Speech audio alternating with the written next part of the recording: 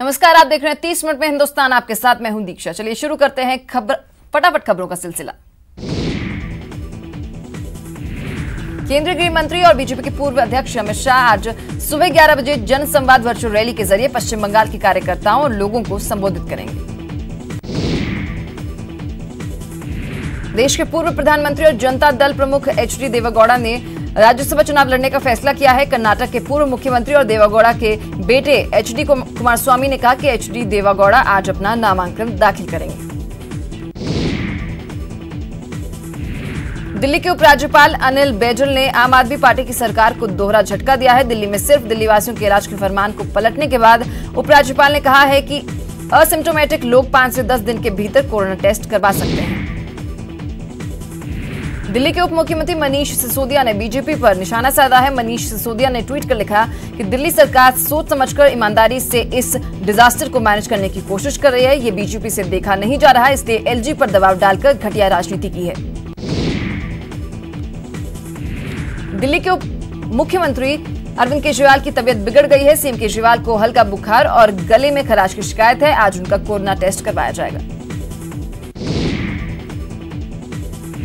राहुल के शेर से सियासी मुशायरा छिड़ गया है। अब कांग्रेस ने राजनाथ पर शायराना अंदाज में तंज कसा है। छत्तीसगढ़ कांग्रेस की ओर से एक ट्वीट में लिखा, एक काबिल का ही शेर थोड़ा अलग अंदाज में है।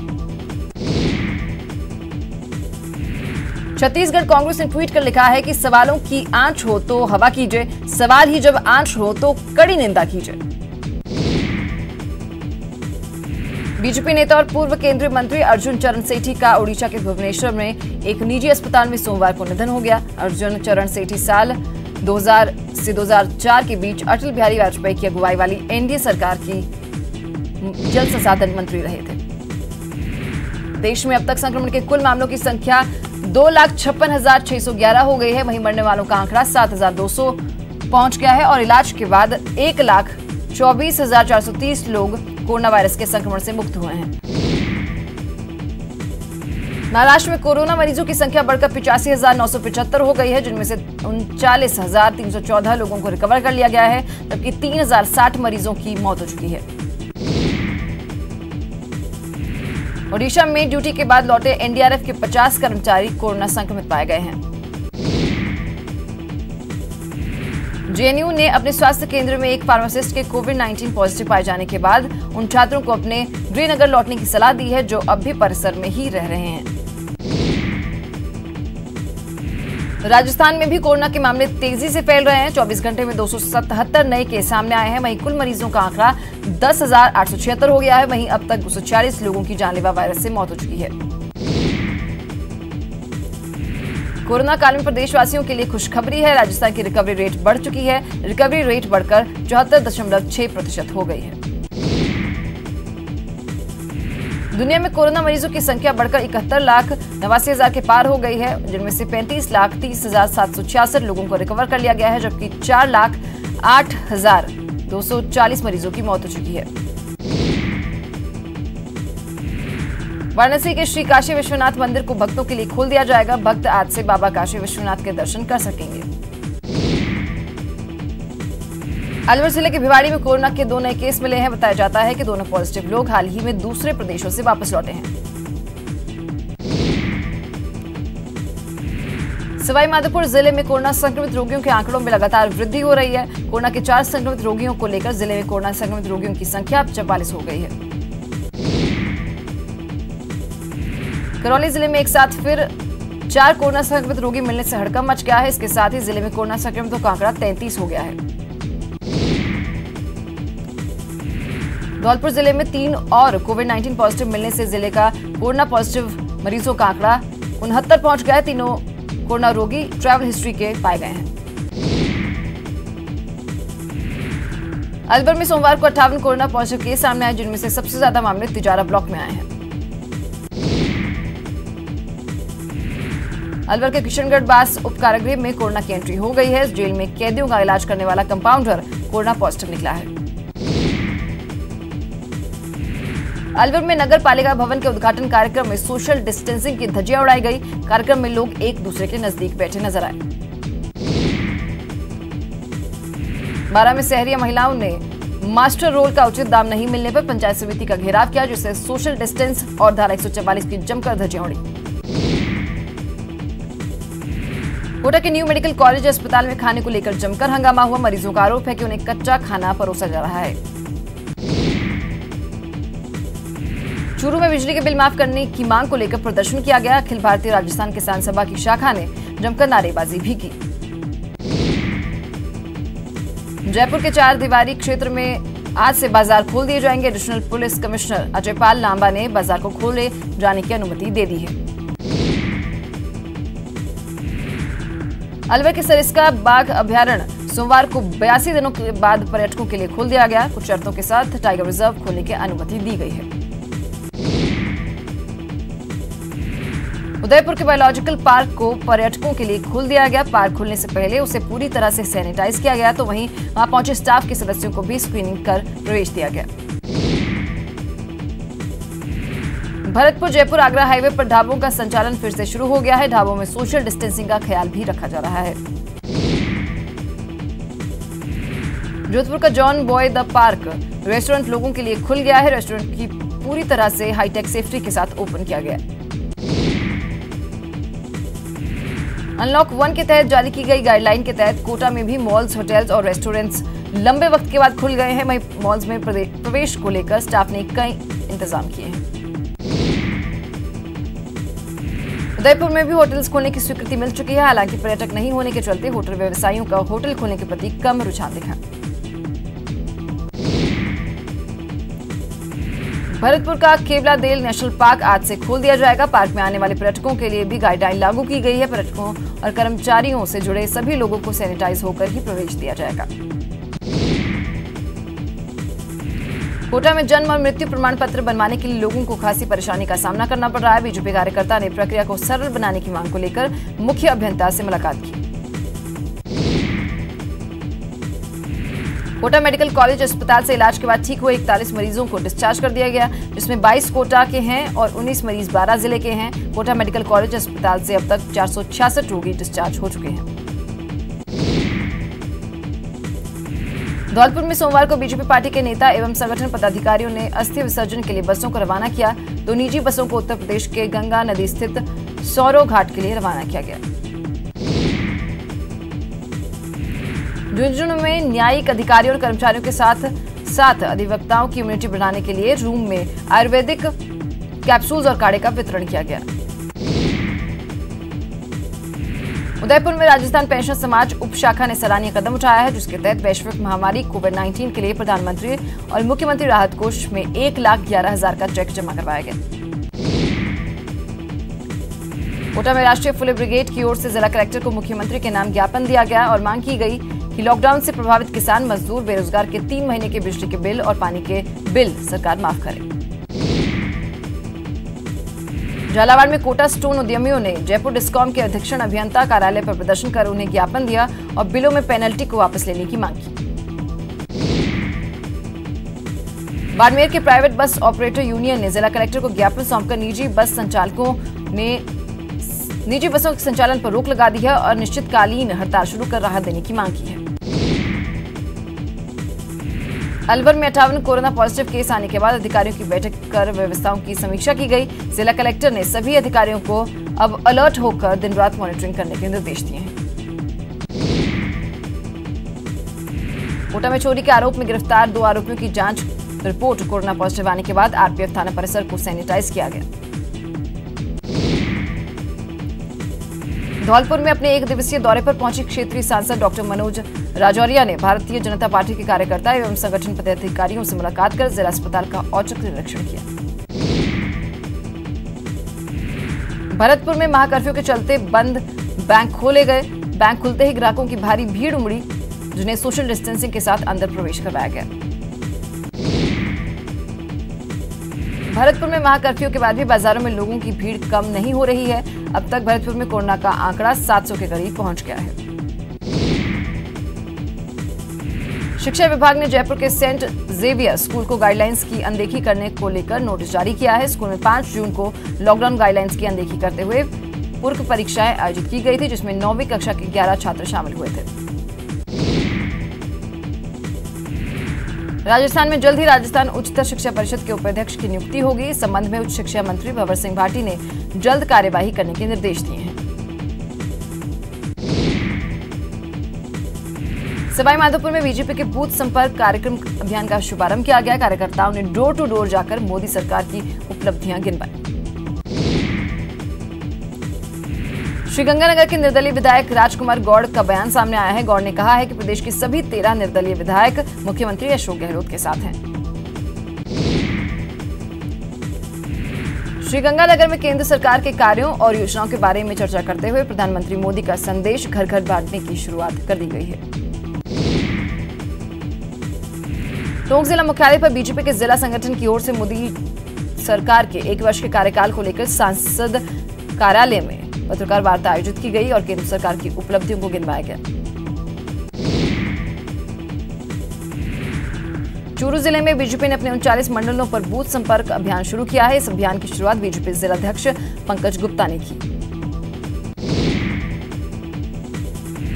अजमेर में केंद्र सरकार के दूसरे कार्यकाल के 1 साल पूरा होने पर सांसद भागीरथ चौधरी ने प्रेस वार्ता की और सरकार की उपलब्धियों के बारे में लोगों को जानकारी दी।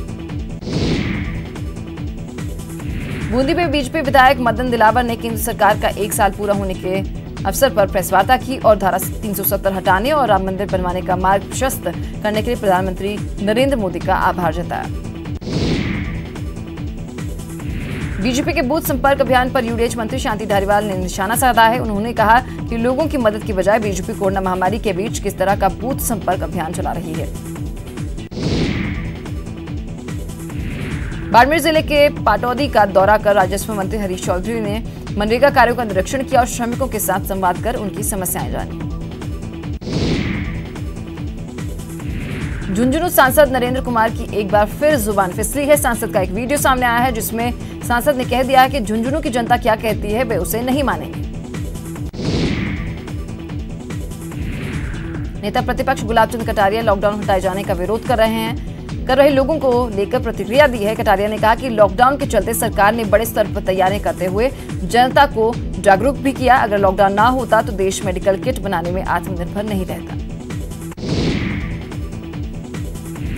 मोदी सरकार के दूसरे कार्यकाल के पहले साल में उपलब्धियों को लेकर झुंझुनू में कार्यक्रम का शुभारंभ किया गया। साथ ही प्रभारी जिला महामंत्री राजेंद्र भांबू के नेतृत्व में उपलब्धियों के पत्र बांटे गए। भीलवाड़ा के जहाजपुर एसडीएम के नेतृत्व में कार्रवाई करने गई टीम पर ही बजरी माफिया ने अपने वाहन चढ़ाकर हमला कर दिया। हमले में ट्रैक्टर से कुचलकर एसडीएम के ड्राइवर की मौके पर ही मौत हो गई। कोटा पुलिस ने बड़ी कार्रवाई करते हुए अपराधी बंटी वर्धन को अवैध हथियार के साथ गिरफ्तार किया है। आरोपी के कब्जे से पिस्टल और 3 जिंदा कारतूस बरामद किए गए। चूरू में विवाहिता को अगवा कर दुष्कर्म का मामला सामने आया है। पुलिस ने आरोपियों की तलाश शुरू कर दी है। सिरोही के कालंद्री थाना क्षेत्र से कस गुजरात बनासकांठा एसओजी टीम ने दबिश देकर नकली नोट छापने के संदिग्ध सामान के साथ 3 आरोपियों को गिरफ्तार किया है। कोटा में पेट्रोल पंप पर चाकू से हमला कर पेट्रोल पंप के कार्मिक को घायल करने के मामले में पुलिस ने कार्रवाई करते हुए 4 बदमाशों को गिरफ्तार किया है। धौलपुर में पुलिस ने कुख्यात इनामी डकैत केशव गुर्जर को हथियार और राशन सामग्री उपलब्ध करवाने के 4 बदमाशों को गिरफ्तार किया है। 4 बदमाशों को गिरफ्तार कर पुलिस ने पूछताछ शुरू कर दी है। सवाई माधोपुर में पुरानी चुनावी रंजिश को लेकर 2 पक्षों में झगड़ा हो गया। इस झगड़े में एक पक्ष ने दूसरे पक्ष पर फायरिंग कर दी जिसमें अंसार अली नामक युवक घायल हो गया। चूरू में 9 mm पिस्तौल के साथ एक बदमाश गिरफ्तार किया गया। आरोपी जयपुर जाकर किसी वारदात को अंजाम देने की फिराक में था। बीकानेर में एक बछड़े को मृत पशुओं के बीच फेंकने के विरोध में बजरंग दल और विश्व हिंदू परिषद के कार्यकर्ताओं ने देशनोक पालिका अध्यक्ष को ज्ञापन सौंपा और सख्त कार्रवाई की मांग रखी।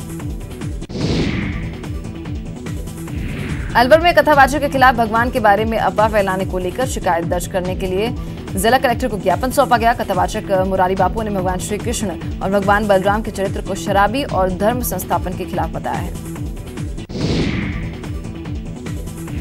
झुंझुनू नगर परिषद ने अवैध निर्माणों पर कार्रवाई करते हुए 2 निर्माणाधीन बिल्डिंगों को सीज किया है। आयुक्त रोहित मिल ने बताया कि लगातार अवैध निर्माण की शिकायतें मिल रही थी। सिरोही के पिंडवाड़ा थाना क्षेत्र के ओम बन्ना ढाबे पर कार्रवाई को अंजाम दिया गया। 700 लीटर डीजल जब्त किया गया। अजमेर में ऑनलाइन ठगी की वारदात सामने आई है, जहां पीड़ित के अकाउंट से शातिर बदमाश ने करीब 45,000 रुपए निकाल लिए। जोधपुर के फलौदी में एक कलयुगी ससुर ने अपनी बहू की हत्या कर दी। वारदात के बाद पंचायत के सामने खुद ही सरेंडर कर दिया।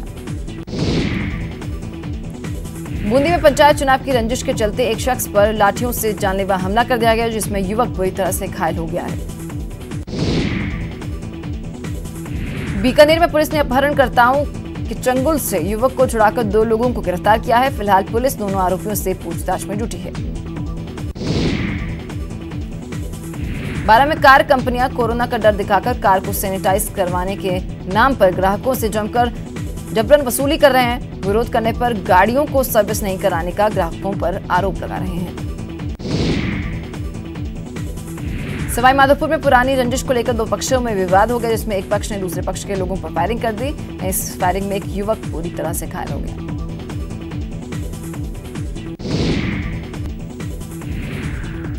बूंदी जिले के बड़ानिया गांव क्षेत्र में टिड्डियों के दल ने धावा बोल दिया है, जिससे प्रशासन में हड़कंप मच गया। इस दौरान किसानों ने आतिशबाजी और सायरन बजाकर टिड्डी दल को वहां से भगाया। चूरू के तारानगर में 1 साल पुरानी बंद पड़ी दुकान ढह गई, जिसमें एक 76 साल का व्यक्ति घायल हो गया।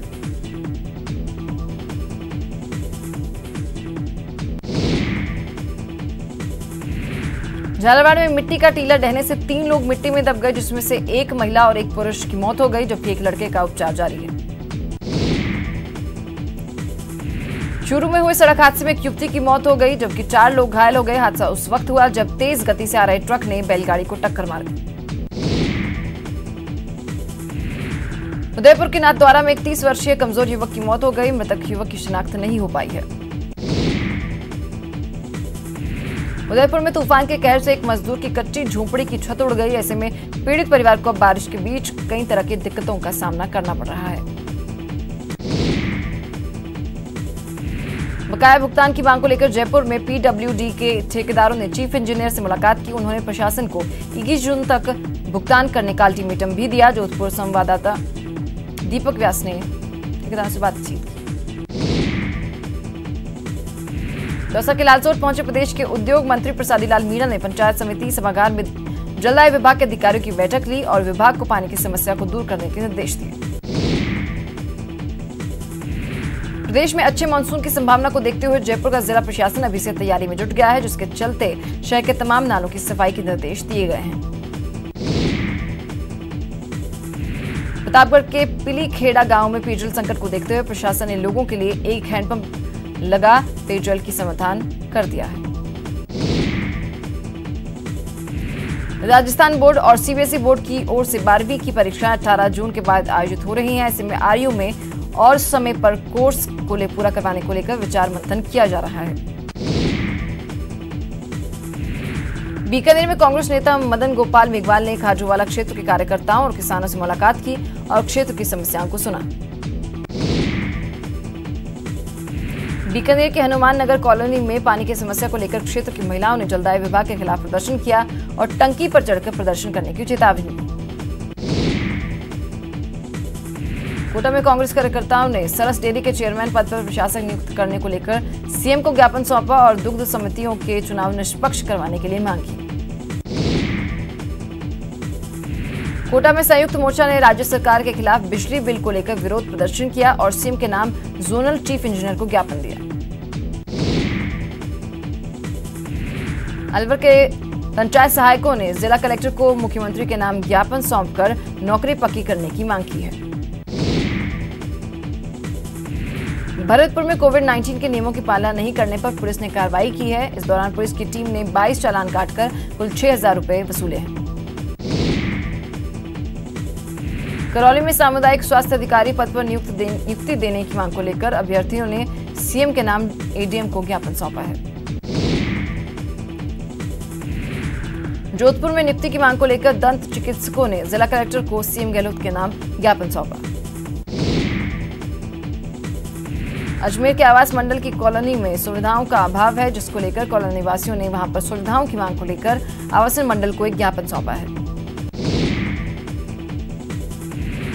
सवाईमाधोपुर में गंगापुर सिटी कस्बे में एक साथ आए 15 कोरोना संक्रमित मरीजों को जवाहर नवोदय विद्यालय में बनाए गए हॉस्पिटल में शिफ्ट किए जाने को लेकर विवाद खड़ा हो गया है। कोटा के मातृ एवं शिशु चिकित्सालय में एक गर्भवती महिला के पेट में मरे हुए बच्चे के बाहर नहीं निकाले जाने से पीड़ित महिला के पिछले 3 दिनों से दर्द से तड़पने का मामला सामने आया है। पीड़ित परिजनों ने कांग्रेस युवा नेता चरमेश शर्मा के पास पहुंचकर पीड़ित गर्भवती महिला को बचाने की गुहार लगाई है। टोंक में सब्जी विक्रेता महिला का गुस्सा फूट पड़ा। महिलाएं अचानक नगर परिषद भवन पहुंची और वहां जमकर भड़ास निकाली। महिलाओं ने कहा कि उन्हें भवन में बैठ सब्जी बेचने की अनुमति दी जाए। बीकानेर नगर निगम में आयुक्त को बीजेपी पार्षदों के गुस्से का सामना करना पड़ा। नाराज बीजेपी पार्षदों ने आयुक्त को कार्यालय में नहीं जाने दिया और गाड़ी में ही उनका घेराव किया। चूरू के सरदार शहर में एक महिला डॉक्टर सहित निजी अस्पताल के कर्मचारियों का धर्म विशेष के रोगियों का इलाज नहीं करने के कथित व्हाट्सएप चैट को लेकर जिला कलेक्टर को ज्ञापन दिया गया और सख्त कार्रवाई की मांग की गई। बीकानेर में एक डॉक्टर के परिजनों पर आरटीआई कार्यकर्ता द्वारा झूठा मुकदमा दर्ज करवाने के विरोध में जिला कलेक्ट्रेट पर लोगों ने प्रदर्शन किया और पुलिस अधीक्षक को ज्ञापन सौंपा। कोरोना काल में बिजली के बिल माफ करने की मांग जोर शोर से उठ रही है। अखिल भारतीय किसान सभा ने मांग को लेकर प्रदेश भर में प्रदर्शन किया। जोधपुर में वेस्टर्न एम्प्लॉयज यूनियन ने 8 जून को राष्ट्रव्यापी विरोध दिवस रूप में मनाया। रेलवे कर्मचारियों ने डीआरएम को एक मांग पत्र सौंपकर कर्मचारियों को होने वाली समस्याओं को लेकर अवगत करवाया। 12 में बीजेपी ने सोशल डिस्टेंसिंग की पालना करते हुए कांग्रेस विधायक के खिलाफ प्रदर्शन किया। कार्यकर्ताओं ने विधायक और जिम्मेदार आयोजनकर्ताओं की गिरफ्तारी की मांग की है। कोटा के सुल्तानपुर की ग्राम पंचायतों के सरपंचों ने एकजुट होकर अपने अधिकारियों की मांग को लेकर उपखंड अधिकारी को कलेक्टर के नाम ज्ञापन सौंपा। सरपंच नीरज नागर ने कहा कि वर्तमान कार्यकाल के सरपंचों के अधिकारों में कटौती की गई है, जिसके चलते सरपंच विकास कार्य नहीं करवा पा रहे हैं। चलिए फिलहाल इतना ही। नमस्कार।